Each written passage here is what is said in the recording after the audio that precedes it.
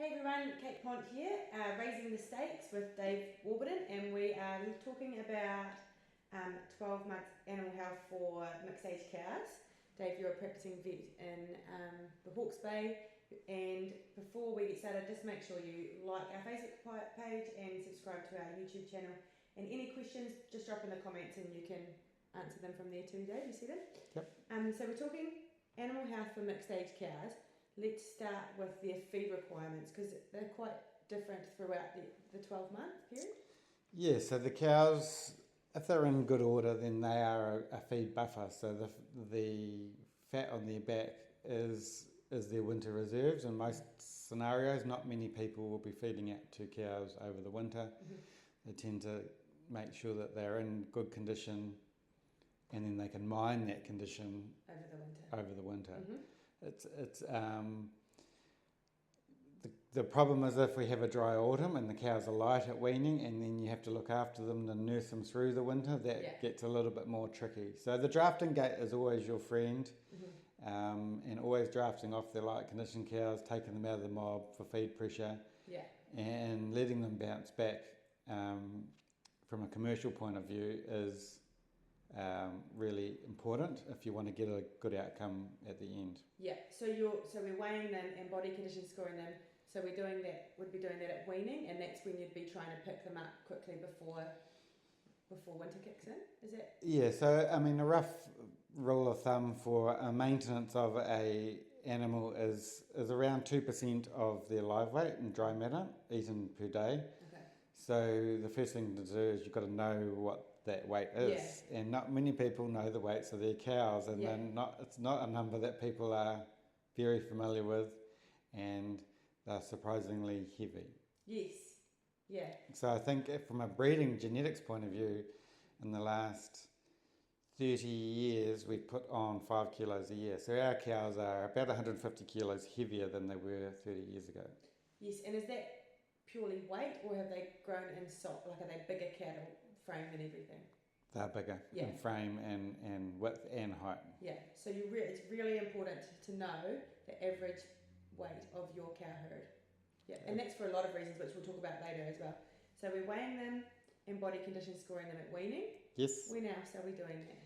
So cows don't generally come into the yards too frequently, so we try and fit that job in while they're in the yard. So I'm looking at the weaning job, a pre-winter, so they might be getting a lice treatment pre-winter or a copper supplement pre-winter. So take the tail off there to draft out the light ones before they go into their wintering system. At the end of the wintering system, in say August, end of August, September, then again take the light ones out that didn't cope with the winter, and then just before calving, again have a good look and preferentially feed any light condition cows there. Yeah, and then we're lifting them up towards mating. So it is important. Ideally, you want cows to be calving in reasonable condition, and that really drives good egg quality going into the next mating.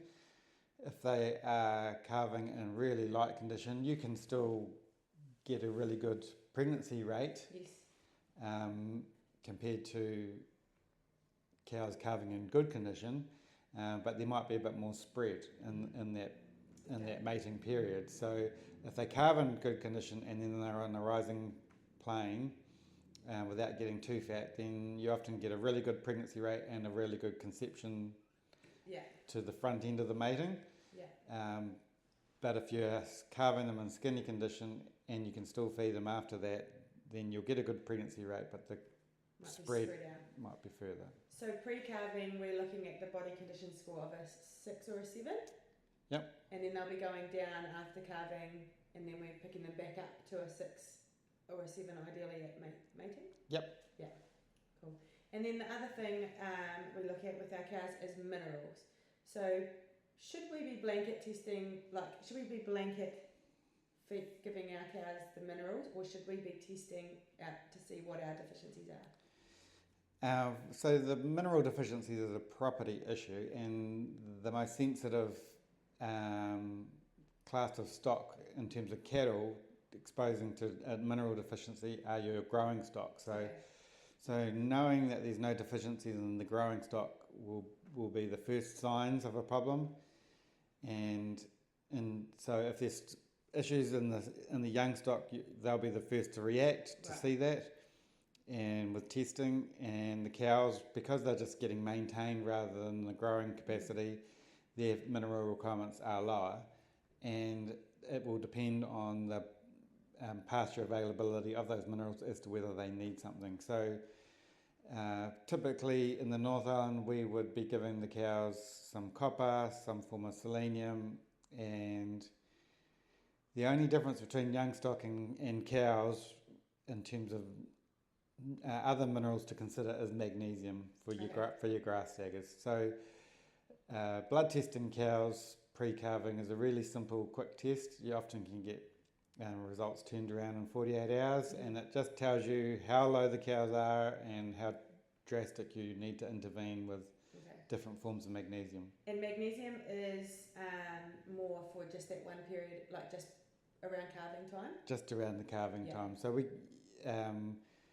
magnesium isn't stored in the body, so you need it to be provided daily, and so its mainly issue is around that metabolic period of what we call the transition around calving. And so where are they getting their magnesium naturally? So they normally get it out of the pasture. So the trick is, the risk factors are short lush grass in a cold spring. So magnesium composition in the plant increases as the temperature of the soil increases. You get more availability. So cold, wet springs on short, lush grass is a recipe for grass staggers. The autumn save pasture is the most expensive pasture, but it's also got a higher magnesium content. So from a grass stagger's point of view, that's a safer feed. So even if you're saving grass for 6 weeks and you in the spring, then that's better than short, lush regrowth. So grass staggers more prevalent in the young stock than the mixed age cows, or which way? No, we don't see it in heifers as a general rule. It's generally your heaviest milkers, so your sort of 5 to 10 year olds.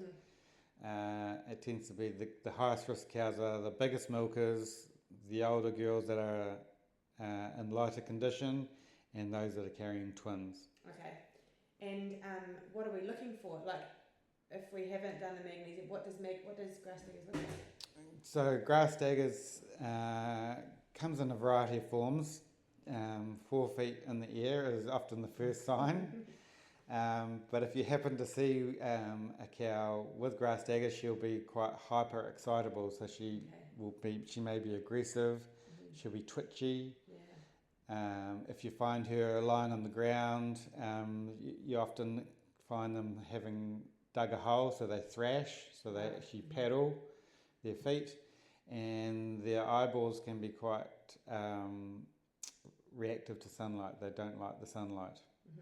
If you actually put your hand behind their elbow and you put a hand over on the chest, you actually find the heart's pounding and beating your hand. But we don't want to get there, so we talk to our vet about a test. Prevention is by far the best strategy. Yeah. And so when you're blanket testing, when you're testing for deficiency, is it like 10 cows, or like how do you don't test everyone? No, so they've done sort of statistical modelling on how many animals you should do as part of a herd, so a sampling of the herd, and the lab has come up with recommendations, and they're slightly different for each mineral, because so for example, selenium, most animals' selenium status is quite in a narrow range for that mob, whereas copper, we get quite a big variation within the mob of what the copper levels might be. So we actually sample more animals to get a better gauge. And because you said that's a property, it's a property, individual property thing. Is it tied to regions as well, or is it just properties? You can't just be like, oh, well, my neighbour's tested and he's good. No, you can't. It's related to, mineral availability is related to soil temperature, soil type, and and the amount of pasture that they're actually eating. Yeah. So some minerals, so for example in Wairoa they've got some high molybdenum soils, and molybdenum interferes with copper uptake in the animal, and so more copper is required in animals in some of those soil types. Okay. In general, selenium across the country we're generally marginal, so selenium has actually been a bit of a problem this year because usually selenium is supplemented via prills in the fertiliser, and a lot of maintenance and capital fert has not gone on this year, so it's fallen off the radar. Okay, and then so mixed age cows still they should be calving by themselves. You shouldn't need to be checking them like a heifer or anything. And if they aren't, they need to go, right? If they need help, they need to go. Yeah, calving issues in cows is rare. Beef cows. So the main thing that would be backwards calf. Yeah, and that's not her fault, right? That's not her fault. Yeah. So you can assist those and give her a pass to next year. If you've got a fetal oversize, so the calf is bigger than the pelvis, and you're having to do a significant pull, or there's a malposition, then that would be something that you'd want to cull for, but that may have a sire of the calf involved as well. Okay. And so what other things? So at calving, sometimes with the mixed age cows, they can have a bit of a retained placenta. When is that an issue and when is it fine?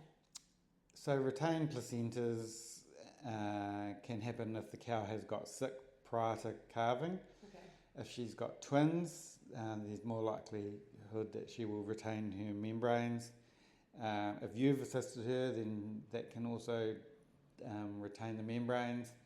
And we have had cases in the literature where low selenium levels can actually cause retained membranes as well.